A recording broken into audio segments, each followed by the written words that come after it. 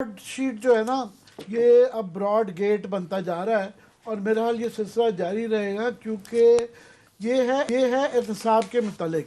और पाकिस्तान की पिछली 30-40 साल की सारी सियासत जो है ना वो एहतसाब के इर्द गिर्द रही है कि 1990s में भी करप्शन के नाम पे ऊपर जो है हुकूमतों को निकाला गया, उसके बाद अभी भी ये सिलसिला जारी है और नैब एक हवा बन गया हुआ है। तो इसके अंदर जो जब ये सामने आता है कि नैब की वजह से 2 वज़ीर आज़म बेताशा लोग जेलों में जा चुके हैं, ज़मानतों पे आ गए हैं, कि नैब कैसे बनी और नैब क्या करती रही है, नैब का अपना किरदार रहा, तो उससे सारा जो अकाउंटेबिलिटी का प्रोसेस है वो उसके ऊपर जो है क्वेश्चन मार्क्स आ जाते हैं क्रेडिबिलिटी पर। अब जो इसकी सूरत हाल वो ये है कि पहले ये जनाब ये इस्टेब्लिशमेंट जो है वो उसका ये टूल रहा है एहतसाब। हालांकि नवाज शरीफ के साहब के दौर में तो इन्होंने खुद ही ये बनाया हुआ था, मगर अभी वो लाइंस ब्लर्ड हो गई हैं। यहाँ पे इस्टेब्लिशमेंट ज़्यादा कटहरे में आ जाती है, क्योंकि जब ये बनाई गई ऑफ कोर्स ये एक पॉलिटिकल टूल था मुशर्रफ का, पर किस तरीके से नैब ने पैसा बचाने की बहाना करके पैसे बनाए और पार्टनरशिप क्राइम था। एक होता है लैप्सेस कि कोई इदारा FIA पुलिस नैब कोई लैप्स कर देता है, नेग्लिजेंट होता है।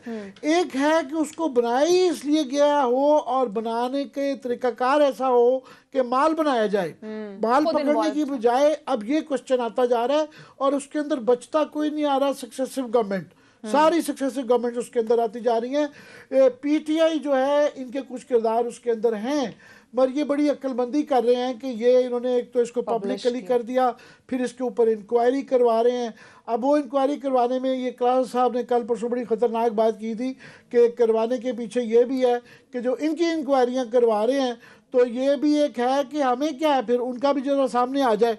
तो इसके अंदर क्योंकि काफ़ी वर्दी वाले लोग भी हैं, ज़्यादा वर्दी वाले हैं, नॉन वर्दी वाले कम हैं इसके अंदर, तो इसलिए अब इसके अंदर तो दो चीज़ जो इसके नई इंफॉर्मेशन रोज़ आती जा रही है वो ये है कि ये जो फैसला हुआ है, एक चीज़ होती है टर्मिनोलॉजी होती है कानूनी, उसे कहते हैं प्रिजम्पटिव लॉ, के मफरूज़े के ऊपर जो है एक कानून का अप्लाई करना। ये कहते हैं कि प्रिजम्पटिव लॉ जो है ये सबसे मुश्किल होता है फैसला लेना कि जनाब अगर ये पैसे नवाज शरीफ के रिकवर हो गए होते तो हमने इतने पैसे मिलने थे, इस मफरूज़े के ऊपर ये पैसा दिया है। और ये किसी भी दुनिया में किसी अदालत के लिए, किसी वकील के लिए भी ये बड़ा मुश्किल होता है कि इस बेसिस पे अवार्ड ले लेना, क्योंकि बड़ा मुश्किल है ना, मफरूज़ा है कि अगर ये हाइपोथेटिकल है कि जी अगर इफ्स एंड बट्स अगर ये आए गए होते ना कैंसिल किया होता तो कुछ लिया होना है। तो जब ये लिया जाता है उससे लगता है कि शायद जो शक अब पड़ता जा रहा है, बल्कि यकीन होता जा रहा है कि ये सारा ही मिला जुला खेल था। ये इधर के उधर के वकला, पॉलिटिशियन और अरबाब इख्तियार और नैब के ऑफिशियल और गवर्नमेंटों के सक्सेसिव गवर्नमेंट्स के ऑफिशियल सब मिले हुए थे, मिलजुल के हर एक दौर में हर एक ने अपना एक पाउंड ऑफ फ्लैश बीच में से निकाला। और ये 20 साल से सिलसिला जारी है। 65 मिलियन डॉलर बहुत बड़ी है, पाकिस्तान जैसे मुल्क के लिए 10 अरब रुपया है। 10 अरब बहुत बड़ी रकम है। अब उसको ये ट्रांसलेट किया जाए कितने स्कूल, कितने कॉलेज, कितने अस्पताल बन जाएं, तो वो मैं नहीं उसमें जाना चाहता। मगर ये अब इसके जो किरदार हैं पुराने, उनकी नई जो रोशनी आती जा रही है कि तारिक मलिक का हमने कल ये बताया था कि किस तरह वो शख्स जो है मशकूक है, उसके ऊपर 2 नैब के केसेस हैं, वो मतलूब था और उसके बावजूद जो है वो उसको ना सिर्फ के वो पैसे भी ले गया, यहाँ फिरता रहा, अदालतों में पेश होता रहा। और वो गवर्नमेंट का सब कल पूछ रहे थे कि मेरा बड़ा इंटरेस्ट जानने में कि ये गवाह किसका था। ये गवर्नमेंट ऑफ पाकिस्तान का गवाह था। मतलब ये है कि गवर्नमेंट ऑफ पाकिस्तान को, नैब को ये शख्स मतलूब था, अभी भी है रेफरेंस में, वो भी मतलूब है, उनकी बेगम साहबा, उनकी हमशीरा, सारे रेफरेंसेस में मतलूब है। और वो साथ में इनका गवाह भी है, इनको ये पैसे लेता भी इनसे रिसीव करता है। मुझे इनका पता ये चला है कि ये इसलिए ये तफसील जो है ना उस ज़माने के नैब के चेयरमैनों की क्लास साहब बड़ी उस किस्म की देंगे, मगर ये साबित हो जा रहा है कि ये एक लार्जली जो है, इसलिए इनका आरोप था कि ये मिलिट्री फैमिली थी। इनके ससुर जनरल नईम अकबर थे ही थे। इनके वालिद साहब तारिक मलिक के वो लेफ्टिनेंट कर्नल मोहम्मद हुसैन सितारा जुरत, और ये खुद जो थे मौसूफ, ये पायलट अफसर एयरफोर्स में थे, मगर शुरू से ही इनकी हरकतें इस तरह की थी कि इन्होंने चोरी की गाड़ी जो है मसरूर बेस के ऊपर रखी गई थी। ना सिर्फ वो चोरी की थी, वो वहीं पे रखी बेस की जाती थी, तो वो पकड़ी गई। तो उसके बाद इनके ऊपर जो है ना सारा कोर्ट मार्शल होके इनको एयरफोर्स से फारिग कर दिया गया। मगर इनके जो है ये 5 बहनों के एक ही भाई थे, और जो एक दो और भी बहनोई वगैरह भी ब्रिगेडियर, तो फौजी खानदान है, हर तरफ से फौजी फौजी नजर आते हैं। दूसरा, ये बड़ा पॉलिटिकली स्ट्रांग खानदान है।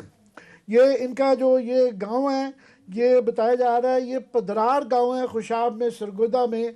ये वही गांव है जहाँ पे सुमेरा मलिक ब्याही गई थी, जो है उनका ससुराली गांव, जहाँ से वो इलेक्शन जीती। बड़ी खबर निकाल रहे हैं। उसके बाद जो है इनकी बहन जो थी शाहिदा फारूक मलिक, वो 1985 में, ये मेरा तस्वीर दिखाएंगे, उनकी एमपीए थी, ये जिनके ऊपर दायरा लगा हुआ है। ये इनकी दूसरी बहन भी शायद गालिबन बैठी हुई हैं। ये एमपीए थी 85 के अंदर। और बाकी इनकी और भी कज़न्स वज़न जो हैं दूर से, सुमेरा मलिक गो के इनकी मुखालफत है सियासी उनसे, आमना मलिक भी एक MNA रही हुई हैं इनकी। तो काफ़ी तगड़ा ख़ानदान है इनका, कि उस वजह से ये नज़र आता है कि ये आज भी इतनी आराम से पाकिस्तान में, अगर आप अशराफिया का हिस्सा हो और वेल कनेक्टेड हो, तभी ये पॉसिबल है कि नैब के मतलूब भी हों, इधर से नैब के आप प्रोक्लेम्ड ऑफेंडर हों और फ्यूजिटिव फ्रॉम लॉ हो, और दूसरी तरफ नैब बुलाए कि भाई साहब ये $15 लाख आपके आए हुए हैं, ये भी ले लें, जो है नैब को बुला के दे रही है। नैब को चाकू मार के लेके गए हैं, और नैब ने नहीं ख्याल किया कि ये वही आदमी है जो हमें मतलूब भी है। एक रेफरेंस इसके खिलाफ हुआ हुआ है, और इसने 11 करोड़ रुपया लोगों का यहाँ पे देना है और फ्रॉड करके भागा हुआ है। और ये भी इनकी बेगम साहब ने, फिर इन्होंने, इनकी एक बहन थी या MS थी गालिबन पेम्स के अंदर, डॉक्टर कौसर जो है, वो रिसेंटली शायद बताया जाता है कि अल्लाह को प्यारी हो गई, तो वो उनको भी दूसरी दफ़ा जाली टॉर्नी दे के दोबारा वही ज़मीनें जो इन्होंने 20 साल पहले, 15 साल पहले बेची, दोबारा बेची, और ये पूरे उसमें एक्टिव रहे। दूसरा, इसके अंदर जो क्वेश्चन आ जाता है कि बाकी किरदार भी सारे ही मशकूक हैं। वो मुसवी साहब जो आके वो एक पैराडाइम ऑफ वर्चू बनते हैं कि जनाब मैं देखें, मैंने तो, मुझे रिश्वत की ऑफ़र आई, ये वर्दी वाले 2 जर्नैल मेरे पास आए थे, उन्होंने कहा कि ले लो, और मैंने कहा नहीं, मैं कुर्बानी नहीं दूंगा, असूलों के ऊपर जो है ना कॉम्प्रोमाइज़ नहीं करूँगा। वो बड़ी तकरीरें करते हैं। पता चला कि वो जनाब वो जिस मुल्क में रहे हैं, वो वाशिंगटन पोस्ट के अंदर खबरें छपी हुई उनके मतलब कि मैक्सिको के अंदर भी वो उनके ऊपर इंडाइटमेंट उनके ख़िलाफ़ आई थी, डेफेमेशन के केसेस रहे, कि झूठ बोलने के इल्ज़ामात रहे, और ईरान के अंदर भी उनका मशकूक है। बाकी भी उनका जो भी है कि नोबडी इज़ अ नोबडी, तो बेसिकली वो उसके ये रोशनी डालेंगे। फाइनली एक दो बातें और, कि हम कल से कोशिश कर रहे हैं, लतीफ़ खोसा साहब का बड़ा इसके अंदर मशकूक रोल है।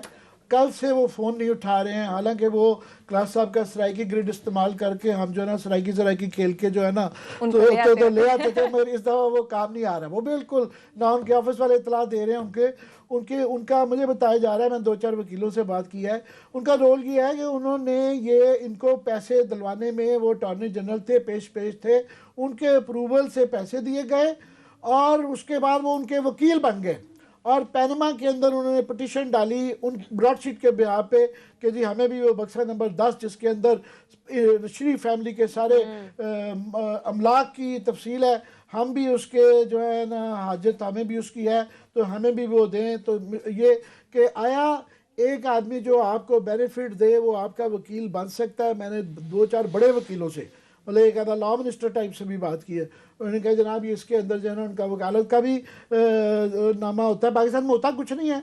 उन्होंने फॉर एग्जाम्पल उन्होंने कहा कि ये जो दूसरे अटॉर्नी जनरल थे, ये रिसेंटली अनवर मंसूर साहब, उन्होंने कहा जी उनके भाई के भी जो है ना ओमनी के अंदर पैसे निकल आए थे, तो उनके खिलाफ भी कुछ नहीं हुआ। तो ये पाकिस्तान में सिलसिला चलता रहा, कहता करनी आपने मर्जी है मगर होना कुछ नहीं। मगर कानून के हवाले से पूछे तो ये इनका लाइसेंस भी कैंसिल होता है, और इनको जेल शेल भी हो सकती है। बड़े वकील है, मैं डरते डरते कह रहा हूँ, कोई सराइकी ग्रेड पे आके जवाब देना चाहें तो हम हाजिर हैं, सही इंतज़ार पे कर रहे हैं तो दस दो। बाकी लास्टली मैं ये कहा साहब को लीव इट टू हिम, ये गवर्नमेंट ने अक्लमंदी में कहता हूँ ये जो बनाया है, TORs बनाए हैं, ये तगड़े हैं। ये इस पर एक होता ना पता चल जाता है कि जो है ये जाली सा काम है, कार्रवाई है, कमेटियाँ जाली होती हैं। मगर अगर ये TORs जो बनाए गए हैं और इस पर अमल होता है तो मुझे इसमें काफ़ी सिविल एंड मिलिट्री पे बड़ा जोर है, बचते हुए नज़र नहीं आते। पाकिस्तान की तारीख में मेरा नहीं ख्याल है कि इससे ज़्यादा कोई ख़तरनाक हो सकता है। फॉर एग्ज़ाम्पल उसके अंदर TORs 5 उसमें है। पहले है कि सिलेक्शन, फॉर्म की सिलेक्शन कैसे की गई जनाब, किसने जो है ब्रॉडशीट इंटरनेशनल एसेट रिकवरी और एक कंपनी जो पहले बनाई गई थी जो है ट्रोवोन LLC, ये किसने इंट्रोड्यूस कराई थी, कहाँ से आई थी, कौन इनको मुतारफ़ करा के गया था। फिर जब ये एग्रीमेंट हुए तो रियासत के मफादत की तहफ़्फ़ुज़ किया गया कि नहीं किया गया, मुआहदा किसने लिखा और क्या उस पर इंडिपेंडेंट लॉयर्स काउंसिल से कोई उसके ऊपर सेकंड ओपिनियन लिया गया, वेट करवाया गया। फिर मुआहदा, इसके अंदर एक चालाकी की गई कि मुआहदा नैब के साथ नहीं किया गया, गवर्नमेंट ऑफ पाकिस्तान के साथ किया गया। वो एक्सचेकर आ जाता है तो आप डायरेक्टली लाइबिलिटी इंटरनेशनल ज़्यादा आ जाती है, वरना कहे जी हमारे एक जेली इदारा है तो उसने किया है, वहाँ पे क्लर्क से गलती हो गई है तो बच जाते हैं। वो जानबूझ के डिज़ाइन था कि ये इनसे पैसे निकलवाने हैं। उसके बाद वो कहते हैं ये TORs में है कि नैब से जब कैंसिल किया गया जिसकी वजह से सारे देने पड़ रहे हैं, तो कब फैसला हुआ, क्यों हुआ, किसने किया, किन सर्कमस्टांसेस में किया। और उसके बाद नैब ने जब ये IRA और ब्रॉडशीट को मनसूखी से कबल क्या इन्फॉर्म किया था कि हम कैंसिल करने चाह रहे हैं, क्योंकि इसकी वजह से हारे कि इन्फॉर्म भी नहीं किया था, एकदम कैंसिल कर दिया। ब्रॉडशीट और IAR का आपस में तस्फिया हुआ और वो जो पैसे दिए गए, ये 1.5 मिलियन और 2.5 मिलियन जो कि गलत कंपनी है, वो कैसे हुआ, किस किस ने था, कौन वकील था, कौन उस वक्त साहब था, कौन अटॉर्नी जनरल था, खोसा साहब का इसमें रोल आ जाएगा बिल्कुल। तस्वीर के तहत ये कहाँ से आई रकम, ये फाइनेंशियल साइड इसकी पे भी है। फिर वकील कौन से पेश हुए, कितना कितना माल बनाया, सालसी में उनका क्या किरदार और जो है उनका क्या म्यार था, और फीसों को तयन किसने किया, किसने क्या क्या। बेसिकली एक था ना सैर करनी, लंदन में ले सारे ही जाते हैं, वो कहते हैं जी टूर आ दो, बच्चे लंदन के अंदर जो है ना देखना चाहते हैं, वो कि अच्छा चलो ये जाके इनके मुकदमे की कार्रवाई देखने के लिए चले जाओ। ये $30 मिलियन के करीब तो इसमें गया हुआ है। लास्टली लंदन हाई कोर्ट में अपील के दौरान मुख्तलिफ पहलुओं का जिक्र किया, मगर एक पहलू पर दलाइल दिए गए, ज़्यादा पहलुओं पर दलाइल क्यों नहीं बताया गया कि ये बंदे फ्यूजिटिव फ्रॉम लॉ हैं, तारिक साहब वहाँ गवाही दे रहे हैं, क्यों नहीं बताया गया ये चोर आदमी है, फ्रॉस्टर है पाकिस्तान से। तो ये TOR तो तकासा बड़े सख्त है।